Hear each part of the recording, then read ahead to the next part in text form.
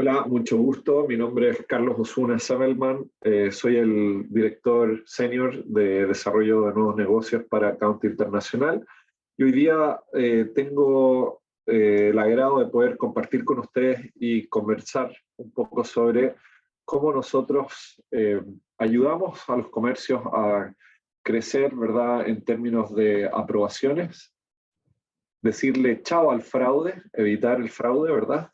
Potenciar esas transacciones digitales y poder tener un customer journey sin fricción con la mayor cantidad de revenue potencial que estos clientes en el mercado de tarjeta no presente puede hacer. Vamos a explicar cuáles son las tendencias que estamos viendo en el mercado, cómo estamos viendo el mercado de Latinoamérica, en particular el de México, ¿verdad? ¿Y cuáles son las alternativas que ustedes tienen como empresas para decidir cuando estén buscando soluciones en el mundo del antifraude? ¿Cuáles deberían ser las mejores prácticas que ustedes soliciten a los proveedores cuando estén cotizando o estén analizando contratar una solución de antifraude? Como soy parte de un grupo, voy a hablar y les voy a contar un poco quiénes somos nosotros. Toda esta charla va a estar más referenciada hacia cuál es lo que deberían buscar las empresas que están buscando oferentes en el mundo del antifraude, pero no quiero dejar de contarles desde qué mundo venimos nosotros y quiénes somos. Count es una empresa americana, parte del grupo de Equifax. Equifax adquirió esta empresa el año 2021 y estamos presentes en prácticamente todo el mundo. Count viene con una historia de más de 16 años de experiencia en el mercado del mundo antifraude. Equifax fue la primera empresa que desarrolló el ID Device Fingerprint para poder identificar los dispositivos que se están asociando o que están ejecutando un evento en un entorno, ¿verdad?, de algún cliente, eso ya sea por una página web o en un entorno de aplicativos. Hoy día estamos presentes con más de 12.000 clientes directos. Eso incluye las principales pasarelas de pago, principales líneas aéreas, principales procesadores de pago, PSPs, empresas de retail, empresas de comida rápida, etc. Y uno de los atributos más importantes de mi experiencia y un poco las cualidades únicas que hace Count como una plataforma best in class es que nosotros no estamos en un nicho específico, sino que estamos presentes en todo tipo de industria y hoy día, de hecho, nuestros clientes están en más de 75 industrias, lo cual nos da esa posibilidad de ser agnósticos a mercados o industrias específicas como muchos de los competidores donde están. Procesamos hoy día más de 56 billones de datos de transacciones al año, con múltiples y millones de atributos de datos que somos capaces de captar, ¿verdad?, a través de nuestras device collector que se implementan en los entornos de nuestros clientes. ¿Qué es lo que estamos viendo nosotros, ¿verdad?, con respecto al fraude? ¿Qué son los cambios que se están viendo? Hay varios elementos acá. No hay nada nuevo en pensar en que desde la pandemia Latinoamérica avanzó drásticamente en su evolución hacia el mundo digital.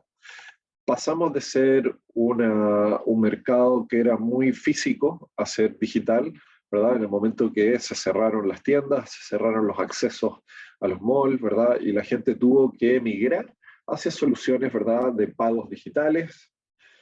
Los mismos gobiernos hicieron esfuerzos para poder bancarizar rápidamente a los consumidores y a las poblaciones, de tal manera de brindarles tanto apoyo financiero, pagándoles, entregándoles dinero, como también poder hacer presente el acceso a comprar bienes, ¿verdad?, digitalmente, de tal manera que se pudieran despachar a los domicilios, etc.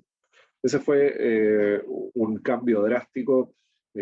Les puedo comentar algo que me pasó a mí antes de la pandemia. De hecho, una semana antes que cerraran el aeropuerto de Costa Rica, yo estaba en San José, me había reunido con un par de clientes y justamente una de las conversaciones que estábamos teniendo con este cliente era automatizar el mundo del crédito, cómo automatizar y permitir que un consumidor pudiese abrir una cuenta digitalmente sin tener que ir presencialmente al banco. Eh, el final de la historia fue: muchas gracias, nos encanta, pero mi población, mis consumidores no están preparados para esto. Nos faltan años, 10 años mínimo, para poder estar en este entorno y poder estar en una realidad digital como nosotros veníamos planteándola. Eh, bueno, a los 2 días se cerraron los aeropuertos, yo gracias a Dios llegué a mi casa, pero pasaron algunas cosas. Por ejemplo, muchos de los clientes con que habíamos conversado nos empezaron a llamar, y específicamente este cliente a las pocas semanas ya me estaba contactando diciéndome, bueno, hubo algunos cambios y ahora sí estamos interesados. La población avanzó rápidamente. Entonces, les comparto este caso y esta experiencia personal donde un cliente realmente por necesidad tuvo que derivar a: ¿sabes qué? Esto que estábamos pensando y planeando para 10 años lo tuvieron que anticipar, porque con la pandemia muchas cosas cambiaron, ¿verdad? Drásticamente, y obviamente hábitos, disponibilidad tuvo que cambiar de manera inmediata para muchos de estos clientes que vivían de lo presencial pasarse a lo digital. Pero esto trae muchas oportunidades, pero también trae riesgos. Y especialmente cuando nosotros hablamos del mundo de pagos, hay muchísimos riesgos asociados, ¿verdad?, a lo que nosotros llamamos el contracargo, el chargeback en inglés, ¿verdad? El riesgo, ¿verdad?, a las altas tasas de declinación de tarjeta de crédito. ¿Por qué? Porque a lo mejor se está usando un motor de antifraude con reglas estáticas, que lo que genera, ¿verdad?, es un freno en las transacciones que eran buenas, o sea, son los falsos positivos que llamamos en el mundo del fraude. Eh, Se empezó a generar, ¿verdad?, también, y esto viene de antes de la pandemia, mucho robo de cuentas, pero cuando ya todo el mundo se vuelca al mundo digital, ¿verdad?, existe mayor prevención, mayor probabilidad de ser defraudado, ¿verdad?, por un tema de volúmenes. Eh, las posibilidades suben. Se empezó a generar muchísimo más aumento, perdón, con respecto a la toma de control de cuentas, ¿verdad? Apropiación de las cuentas. Muchos clientes tuvieron que tomar la decisión de implementar soluciones que no eran las adecuadas para proteger entornos digitales. ¿Qué generó esto? Generó que el entorno digital no contaba con la solución adecuada porque no hubo el tiempo para analizar correctamente el mercado, las distintas opciones que existían en el mercado.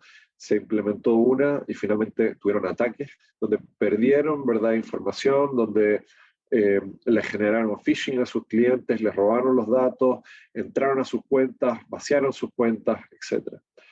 ¿Qué es lo que ha pasado? Es que el fraude ha venido en aumento, especialmente en el mundo del retail, ¿verdad? Ha venido en aumento con los contracargos, con los famosos chargebacks, con pérdidas en ventas, con altas tasas de rechazo o denegación. Y esta tendencia la vemos en alza en prácticamente todos los mercados. Entonces, acá parte de los aprendizajes que nosotros empezamos a ver, y en particular en México, hay 2 consideraciones que hay que tener. Uno, son la alta tasa de fraude de tarjeta no presente por chargeback. Es uno de los mercados con mayor tasas que nosotros vemos en el mundo, junto con Brasil, junto con otros países de Asia. Eh, no muy lejos tampoco está Estados Unidos, que también tiene alta tasa, ¿verdad?, de contracargos. Pero, ¿qué alternativas tengo? Un poco eso es lo que vamos a discutir hoy día. Les vamos a mostrar algunas alternativas de qué tipo de soluciones y qué tipo de acciones pueden llevar a cabo en el mundo de pagos para prevenir este fraude. Eh, Ahora, ¿qué es lo que hay que tener cuidado? Nosotros hemos ido creando generaciones que son cada vez más nativas en términos en términos de actividad digital, en términos de cómo interactúan con dispositivos. Si yo hago una encuesta en este momento, yo le podría apostar a todos los que son padres o tienen sobrinos o tienen nietos que están escuchando este webcast, les aseguro que a todos ustedes le han prestado el dispositivo móvil para crear un video cuando estén yendo a algún restaurante o cuando están en un evento de la familia, ¿verdad? Así es que nosotros nos movemos 10 años hacia adelante, no estaba el celular, a lo mejor estaba la televisión, o estaba la computadora, o un iPad. Si nos vamos 20 años hacia atrás, eh, no estaba ninguna de esas cosas y a lo mejor se tenía que usar eh, un juguete, ¿verdad? Un puzzle. Si nos vamos 30 años para atrás, ¿verdad? Y así vamos, cada vez estas generaciones tenían menos acceso a elementos digitales. Por lo tanto, nosotros estamos creando, sin darnos cuenta, a personas nativas digitales, ¿verdad? Que a medida que han pasado los años, si es que vamos mirando las distintas generaciones, ¿verdad? La generación Z ya es 100% nativa. Nació con dispositivos móviles de temprana edad. Por lo tanto, la capacidad y el tiempo y la expectativa que tienen de una solución digital es muy distinta de si nosotros comparamos a un baby boomer o una generación X, que tienen a lo mejor una expectativa diferente, donde pueden entender que no exista 100% personalización, donde podrían ni siquiera tener la intención de interactuar con un dispositivo, sino más bien quieren una conducta física, una persona física para poder interactuar con una empresa. Eso mismo no pasa entre las generaciones de millennials y generación Z, que sí tienen una expectativa distinta. Y esperan, por ejemplo, ¿verdad?, que exista no fricción, que exista 100% personalización. Y esto no debería ser algo nuevo, pero esto afecta mucho en distintas líneas. Eh, es muy fácil verlo en las UI, es muy fácil verlo en la manera que se interactúa, ¿verdad?, para ir y generar una compra. Pero no es tan simple ni tan cotidiano pensarlo desde una perspectiva de transacción o una compra específica, o sea, cuando está haciendo la transacción para el pago. En esa particularidad, en general, y en particular en Latinoamérica, hay una expectativa de que, bueno, se puede demorar un poco, se puede demorar el tiempo de procesamiento. Pero la verdad es que las poblaciones y las distintas generaciones, ¿verdad?, tienen una expectativa distinta, y en ese caso lo que nosotros venimos viendo es que estos nativos digitales tienen una idea de no fricción absoluta y por otro lado tienen una expectativa de personalización absoluta. O sea, significa que yo le estoy ofreciendo los bienes que esa persona espera y si es que le estoy ofreciendo adicionales dentro de ese carrito de compra, le estoy esperando que van a ser productos, ¿verdad?, que sean relacionados a ese producto o que a lo mejor a gente que compra ese tipo de bienes esperaría comprar, etc. Por lo tanto, hay que empezar a jugar con dos cosas. Uno, conocimiento de qué están buscando ciertos pockets o ciertos grupos del ecosistema de esas generaciones. Y por otro lado, ¿verdad?, cómo evitamos que haya fricción, que no haya una ruedita dando vuelta, ¿verdad? O sea, en Latinoamérica estamos acostumbrados a la ruedita dando vuelta. Bueno, eso no pasa necesariamente en Estados Unidos. Eso no pasa, ¿verdad?, en varias empresas en Latinoamérica también. Entonces, ¿cómo vamos adaptándonos para que nuestra tecnología permita que estas generaciones que son nativas, que tienen una expectativa mucho más alta en el mundo digital, se esté cumpliendo? Y juegan un factor muy relevante las soluciones de antifraude, porque las soluciones de antifraude en el punto transaccional, en el medio de pago, son fundamentales acá para evitar un consumidor que se aburre, que desiste, que se baja, que no compra. ¿Cuáles son los dos elementos que hay que tener presente entonces cuando estamos en una etapa de transaccional y donde vive una solución de antifraude transaccional? Podemos vivir en dos puntos. En la preautorización, que es todo lo que pasa antes de que se ejecute la transacción, es un análisis previo, podemos estar en la parte de la post-autorización, que es el elemento posterior a la transacción. O sea, ya se ejecutó la transacción, se entregó un score, se entregó un bien a ese consumidor, pero ¿qué análisis posterior se pudo haber hecho? ¿Qué administración, qué management adicional se pudo haber hecho? Esos son los dos mundos donde las soluciones de antifraude pueden vivir. Eh, Nosotros recomendamos siempre comenzar con la preautorización, pero incorporar también post-autorización con soluciones que permitan, por ejemplo, alertar un contracargo si están en una industria, por ejemplo, de líneas aéreas. Hay que tener una solución, ¿verdad?, de chargeback management o administración de contracargos, de tal manera que ustedes puedan prevenir los contracargos en tiempo real, hacer refunds en tiempo real a clientes, de tal manera de evitar el contracargo, etc. Hay varias alternativas que se pueden administrar. Lo importante es tener claro en qué industria vivo, cuáles son los mecanismos que tengo para prevenir, ¿verdad? Y luego, si es que ya se ejecutó la transacción, ¿cuáles son las otras alternativas en el mundo de la post-autorización para frenar esos contracargos o al menos alertarme? ¿Qué es lo que nosotros esperamos de una solución de antifraude y qué son los elementos que ustedes deberían analizar? Y esto pensando en el mundo más del retail o de venta digital, ¿cuáles son las mínimas que debería tener una empresa?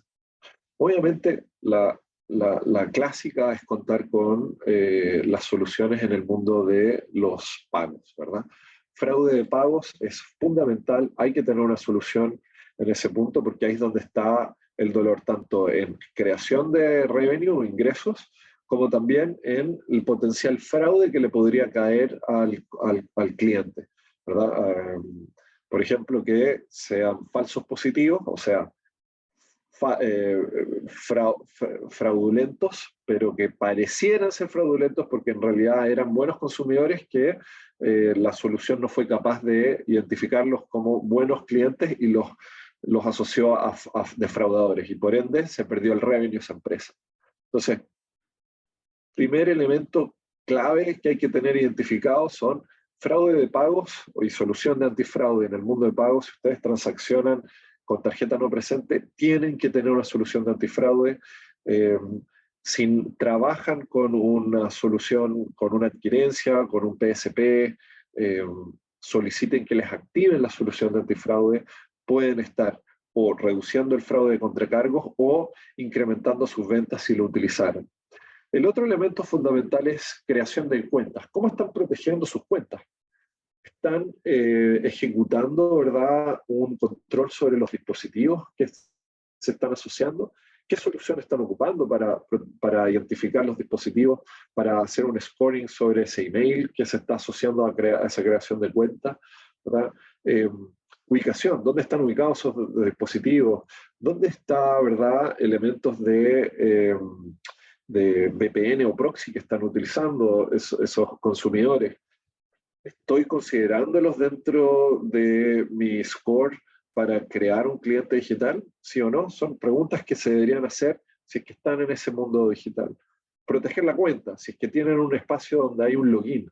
¿Cómo estoy asegurándome que es Carlos Osuna y no es Juan Pérez que se está haciendo pasar por Carlos? ¿Qué segundo factor de autenticación estoy disponibilizando en el mercado?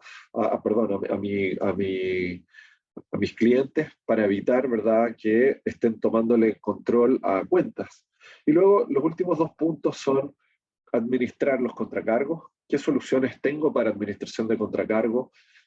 ¿Puedo hacer un refund en tiempo real?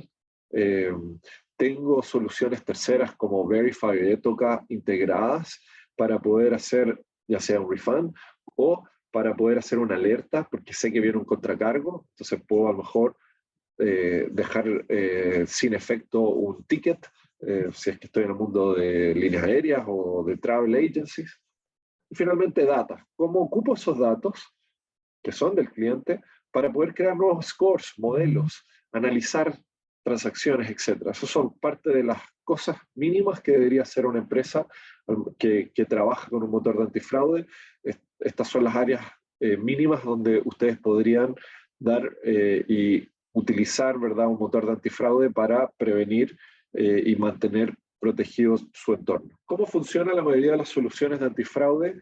Es con una red de datos, con inteligencia artificial y machine learning, y luego una plataforma. ¿Cuáles son las claves de las nuevas tendencias en los mercados? Primero, un consorcio de datos global. Mientras más grande el consorcio de datos, mayor protección van a tener los clientes. Por el otro lado, tener inteligencia artificial y machine learning. Inteligencia artificial está muy en Vox Populis de todos nosotros últimamente, que hay que considerar ahí primero, que sean modelos que aprenden cada vez que hay una interacción, están usando esos datos para alimentar sus propios conocimientos y luego cerrar gaps que se encuentran en cada una de esas interacciones que se están haciendo, que no haya y permita que no haya fricción para evitar, ¿verdad?, esa pausa o esa lentitud en un evento o transacción donde un consumidor está atrás, especialmente para esos nativos digitales que mencionábamos antes, que tienen una expectativa de mayor personalización y menor fricción posible. Y luego una plataforma, y reglas, ¿verdad?, que se vayan adecuando automáticamente, de tal manera de que no haya que tener mucha injerencia humana, sino más bien limitarla, sin tener reglas estáticas como la mayoría de los modelos que hoy día existen. La mayoría de las soluciones tienen reglas estáticas. Hay que moverse hacia tendencias con machine learning, con inteligencia artificial y con reglas que sean dinámicas, que permitan, ¿verdad?, sacar el mayor provecho a cada una de las interacciones que se están teniendo en un evento. Y finalmente una plataforma, eso es crítico, que permita que sea friendly, o sea, que sea amigable para el consumidor, que permita ingestar datos, que permita crear reglas, que las reglas sean drag and drop, que ustedes puedan tener gráficas, crear reportes, dashboards, etc.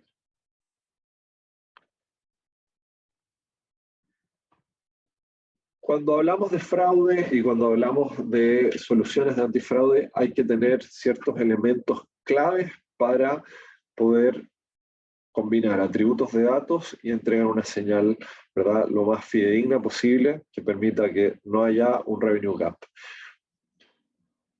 Parte de las tecnologías que existen en el mercado permiten captar algunos datos. Mientras más datos logren captar estos device collector, mejor.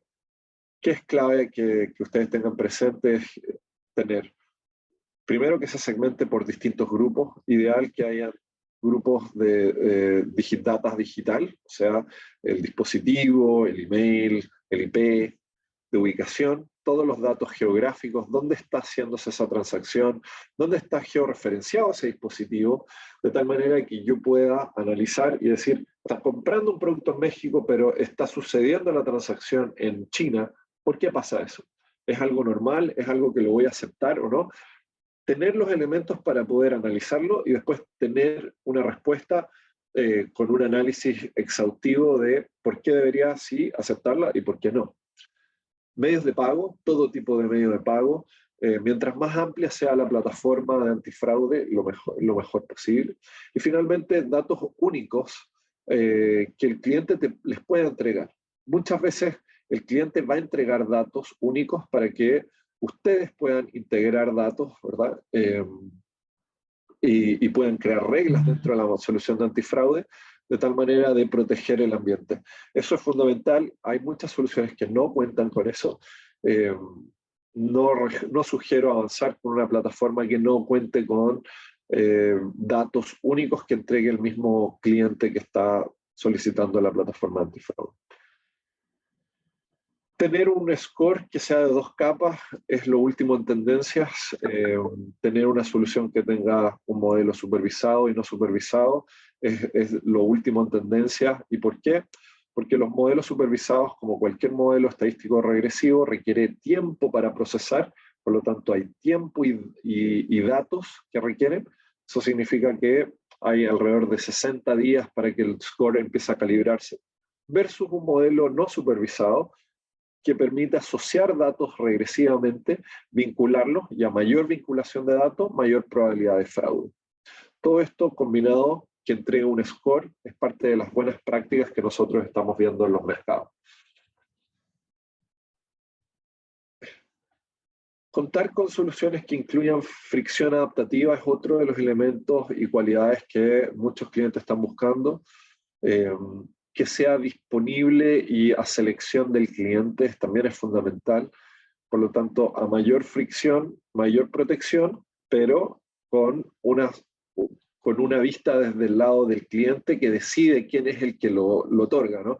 No que sea, esta es la solución y tú tienes que quedarte con esto porque este es el best practice, no. El best practice lo define el cliente, no la plataforma. Obviamente, como hablé antes de la plataforma, poder tener reportes, sacar datos, elementos para poder analizar, revisar, y como toda software, es una combinación entre tecnología y humanos combinados para poder entregar el mejor resultado. Por sí solo ninguno funciona bien. Es más bien una buena práctica poder trabajar con un elemento tanto humanos como digitales para poder encontrar cuál es el punto exacto que alcanza la mejor tanto approach y mayor scoring con la mayor predictibilidad. Finalmente, parte de lo importante es el tiempo de decisión, es lo más importante desde nuestra perspectiva como Count. Y acá hay distintas plataformas en general que la solución permita trabajar en SDK y en página web, en JavaScript, es fundamental. Por lo tanto, que no se limite al cliente, sino que la plataforma sea flexible en ese sentido, que permita, ¿verdad?, una política de negocio donde se pueda aprobar o rechazar o revisar a decisión del cliente, pero en un tiempo de decisión que sea mínimo, bajo los 300 milisegundos, el estándar del mercado. Eso es lo que nosotros sugerimos siempre buscar, ¿verdad? Y que tenga un feedback loop que permita que todo lo que se aprendió, y si es que hay algún cambio en una transacción, se pueda reingestar y ajustar y recalibrar. Eso es parte de lo que nosotros hemos visto como mejores prácticas dentro del mercado, es parte de nuestra sugerencia de lo que ustedes deberían estar implementando. Algunos de los clientes, y ahora voy a hablar un poco más de nosotros, Count es una empresa global, como dije anteriormente, estamos presentes en todo tipo de empresas en todo el mundo, somos parte de la familia de Equifax, trabajamos con todo tipo de empresas como las que estoy presentando acá, tanto retailers, líneas aéreas, QSRs, comida rápida, cualquier tipo de producto. Y también trabajamos con los principales procesadores, bancos, plataformas de e-commerce, CRM, etc. Así que si es que alguno de ustedes está interesado en conversar con nosotros, encantados de recibirlos, conversar, ver qué alternativas podemos ayudarlos, darles alguna indicación de cómo trabajamos hoy día en el mercado, quiénes son nuestros principales proveedores y clientes en el mercado mexicano. Estamos hace más de 13 años en el mercado mexicano, 12 años en el mercado mexicano, así que tenemos un conocimiento muy amplio y estaríamos encantados de conversar con ustedes y darles un poco de insight de qué son las mejores prácticas y qué deberían hacer para protegerse bien en el mercado mexicano. Muy, muy agradecido de su tiempo y les deseo un muy buen día. Hasta luego.